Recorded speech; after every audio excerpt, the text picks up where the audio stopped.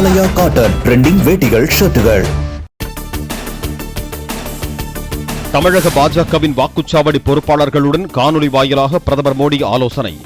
சட்டமன்ற தேர்தலுக்கான களப்பணிகள் குறித்து முக்கிய விவாதம். தமிழகத்தில் மத்திய அரசின் திட்டங்களை திமுக அரசு தடுத்ததாக பிரதமர் மோடி குற்றச்சாட்டு. மாநில அரசின் போக்கால் மத்திய அரசின் வீட்டு வசதி திட்டத்தின் பயன் முழுமையாக தமிழக மக்களை சென்றடையவில்லை என விமர்சனம். எத்தனை முறை கேட்டாலும் ஆட்சியின் சாதனைகளை அதிமுகவால் சொல்ல முடியவில்லை என்று முதலமைச்சர் மு.க.ஸ்டாலின் விமர்சனம். திமுக அரசின் சாதனைகளை தரவுகளோடு கம்பீரமாக சொல்லி வருவதாகவும் பிரச்சாரம். நகைச்சுவை டயலாக் வரும், அடிச்சு கேட்டா கூட சொல்ல மாட்டான்னு. அது மாதிரி எவ்வளவு முறை நம்ம கேட்டாலும் அவங்க அரசு செஞ்ச சாதனைகளை சொல்லவே இல்லை இது வரைக்கும். ஆனா உங்க முன்னாடி நின்றுட்டு இருக்கக்கூடிய இந்த ஸ்டாலின் கம்பீரமா சாதனைகளை புள்ளி விவரத்தோடு சொல்றான். எல்லாவற்றையும் தரவுகளோட சொல்ல முடியும். தமிழக மக்களுக்கு என்ன தேவை என்பதை மைக்ரோ அளவில் கண்காணித்து செயல்படுவதாக முதலமைச்சர் தகவல். தமிழகத்தை குறுக்கும் நெடுக்குமாக உழைப்பால் அளந்து வருவதாகவும் பிரச்சாரம்.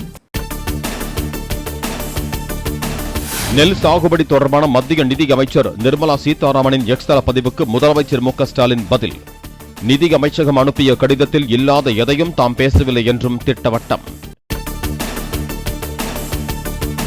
நெல்லுக்கான ஊக்கத்தொகை விவகாரம் குறித்த கடிதத்தை வெளியிட முடியுமா என சவால் விடுத்த முதலமைச்சர் மு.க.ஸ்டாலின் சவாலை ஏற்று கடிதத்தை வெளியிட்டார் நிதியமைச்சர் நிர்மலா சீதாராமன்.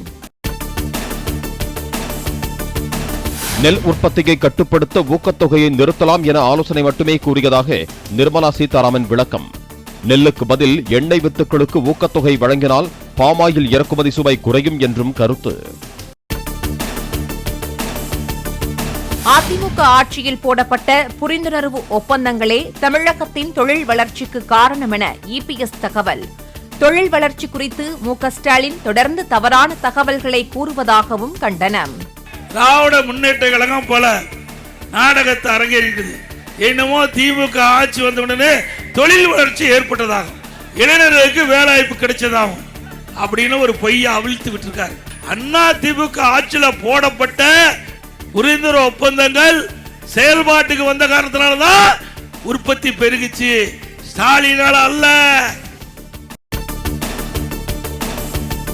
மறைந்த தலைவர்கள் குறித்து ஒருபோதும் கொச்சைப்படுத்தி பேசவில்லை என்று எடப்பாடி பழனிசாமி விளக்கம். திமுகவைச் சேர்ந்த திருச்சி சிவா எம்பி காமராஜர் குறித்து பேசியதை முதலமைச்சர் ஏன் கண்டிக்கவில்லை என்றும் கண்டனம்.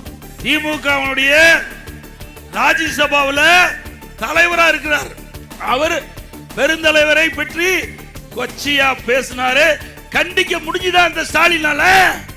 உனக்கு தில்லு திராணி இருந்தா இன்றைக்கு மக்களால் போற்றப்படுகின்ற பெருந்தலைவர் காமராஜர் அவர்களை இழிவாக பேசுகின்ற பொழுது கண்டிச்சிருக்கணும். சிறுநீரக விற்பனை முறைகேடு குறித்து அதிமுக ஆட்சி வந்தவுடன் உரிய நடவடிக்கை என எடப்பாடி பழனிசாமி உறுதி. திமுகவினரின் மருத்துவமனைக்கு சென்றால் உடல் உறுப்புகள் காணாமல் போவதாகவும் குற்றச்சாட்டு. தமிழ் புத்தாண்டை முன்னிட்டு அதிமுக பொதுச் செயலாளர் எடப்பாடி பழனிசாமி வாழ்த்து.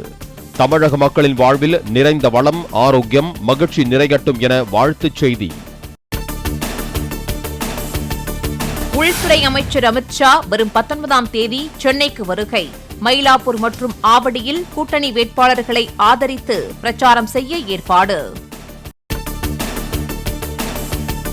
மதுரை மெட்ரோ விவகாரத்தில் அமைச்சர்கள் பிடிஆரும் மூர்த்தியும் பொய் பேசுவதாக அண்ணாமலை குற்றச்சாட்டு. பொய் பேசியதற்காக இருவரும் மக்களிடம் மன்னிப்பு கேட்க வேண்டும் என்றும் பேட்டி. மெட்ரோ மட்டும் வேண்டும் நீங்க கேட்டீங்கன்னா அதுக்கான நம்பர்ஸ் கொடுக்கணும். 20 லட்சம் எதுவுமே இல்லாம நீங்க மெட்ரோ வேண்டாம் என்பதற்காகத்தான் இந்த ரிப்போர்ட்டே நீங்க கொடுத்திருக்கீங்க. அரசியல் நேரத்தில் இது பொய் சொல்லணும் அப்படின்னு. அதனால மாநில அரசு இதுவரை கிளாரிஃபை பண்ணு. பாமக நிறுவனர் ராமதாஸ் சென்னை அப்பல்லோ மருத்துவமனையில் அனுமதி. சேலம் பிரச்சாரத்தில் மயக்கமடைந்தவர் மேல் சிகிச்சைக்காக அழைத்து வரப்பட்டார். ஒரு மகனாக தந்தைக்கு என்ன செய்ய வேண்டும் என்பது எனக்கு தெரியும். மருத்துவர் ராமதாசுக்கு சிகிச்சை அளித்து வரும் மருத்துவர்களிடம் பேசி வருவதாகவும் அன்புமணி ராமதாஸ் தகவல். கரூர் தொகுதியில் டிவிகே பெயரை பயன்படுத்தி 2 கட்சியினர் பிரச்சாரம். டிவிகேவின் சின்னம் கேமரா என கூறி தமிழக வாழ்வுரிமை கட்சியும், டிவிகே சின்னம் விசில் என விஜய் கட்சியினரும் பிரச்சாரம்.